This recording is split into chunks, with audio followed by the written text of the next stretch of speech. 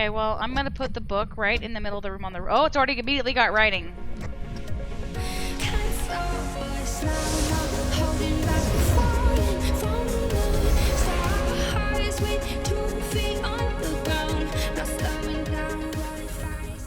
Hello everyone, and welcome to my video on how to get evidence.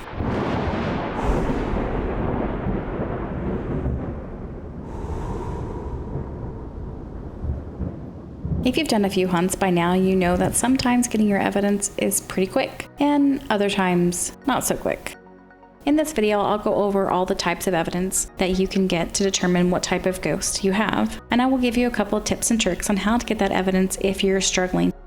First up is the EMF. If you have not watched my video yet on the EMF, you should. I'll put a link up here above. EMF readings start at level 2 and go all the way up to level 5. Level 1 is just an indicator that the EMF is on. Level 2 is an indicator that you have found the ghost haunting location. 3 and 4 are indicators of more activity. But a level 5 is an indicator of what type of ghost you have. Anytime you get a level 2 reading, you have a chance of getting a level 5 if you have a ghost that can get a level 5 EMF reading. If you're not getting that EMF 5 reading, make sure you have it in your hand. It is so much easier to get an EMF 5 reading if you're actually holding the EMF. If it's on the ground, typically you're only going to get a reading if the ghost is near the EMF. So pick it up and use it near items that the ghost has interacted with. If you're still having issues getting that level 5 reading, sometimes you have to anger the ghost.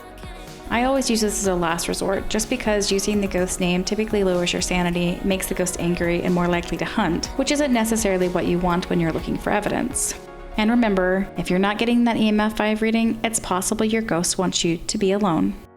Next is the spirit box. If you're using the spirit box, you absolutely must be in the dark. You can have your flashlight on, but you don't want to have any lights in the room that you're in on. So any lamps or overhead lights, make sure those are off before you ask it questions. If you're not getting responses, make sure you're asking acceptable questions, such as, where are you?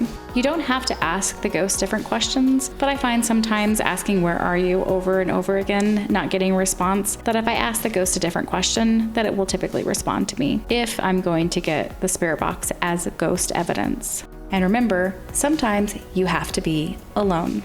If you haven't watched my spirit box video yet, you should. There's lots of helpful information in there, and there is a link to that right here. Next up is fingerprints. Fingerprints is one of the easier evidences to get, and it usually shows up pretty early on. You can find fingerprints on light switches, doors, and even on windows. If you hear a door open or close, if you hear a light come on or off, and of course if you hear the ghost tapping on the window, check it for fingerprints. As of right now, you can take a photo of a location that the ghost has interacted with an item, like the door, the light switch, and the window, and it will show up as evidence under fingerprints in your book. However, you should not rely on this, as developers have said that they will be removing this. You will need to use a UV light to see those fingerprints. You can also use a glow stick if you have that available too.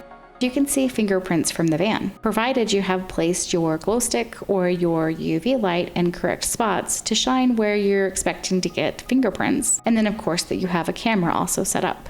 If you can't get fingerprints, the easiest way to do that is to turn on the lights or open a door and tell the ghost to turn off the light or to close the door. Often ghosts will do what you ask them to do to give you the evidence you need. And remember, sometimes you do have to be alone. Next up is ghost orbs.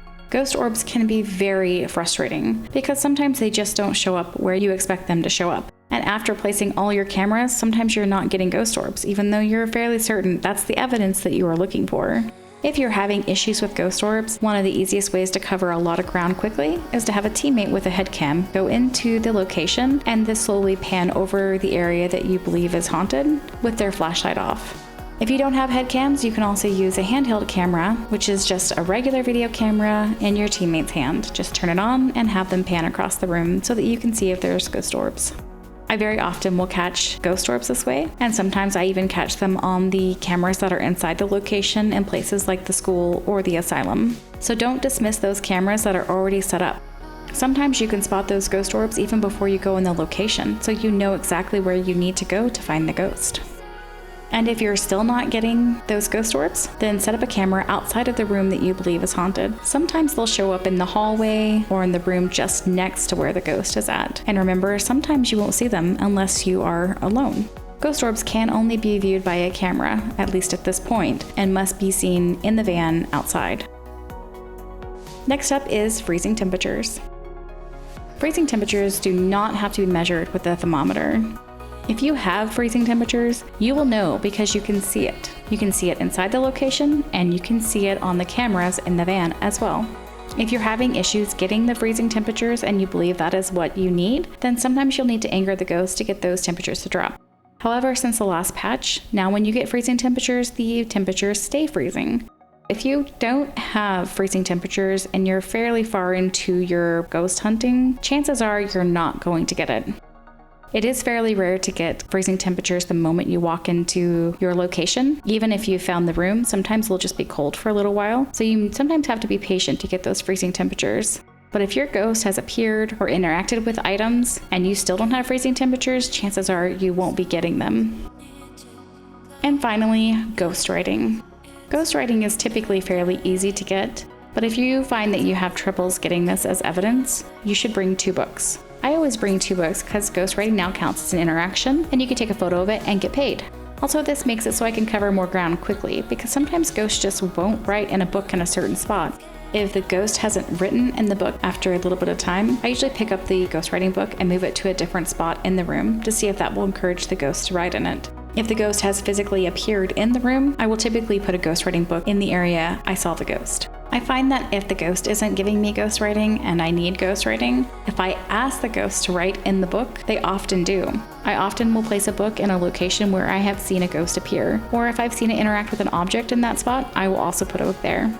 If your ghost is interacting with the book but not writing in the book, chances are that's not what you're looking for.